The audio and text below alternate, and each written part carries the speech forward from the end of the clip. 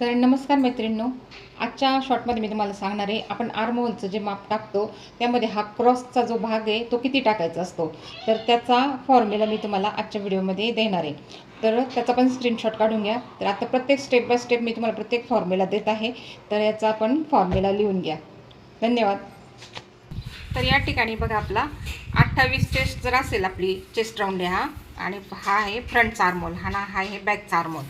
तर 28 जर चेस्ट असेल आपली, तर त्यामध्ये 28 ते 31मध्ये आपल्याला समोरचा आर्महोलचा जो क्रॉस टक्स आहे तो 0.50वर आणि बॅकचा 75वर. तसा 32 ते 40मध्ये 75 समोरचा आणि 1 पाठीमागचा, आणि 40 ते त्याच्या अबावच्या नंतर 1 समोरचा आणि 1.25 पाठीमागचा. तर कसा वाटला तुम्हाला फॉर्म्युला? आणि असेच नवीन नवीन फॉर्म्युले आणि परफेक्ट कटिंग शिकायचे असेल तर नक्कीच आपल्या चॅनलला लाईक, शेअर, कमेंट आणि सबस्क्राईब करायला विसरू नका.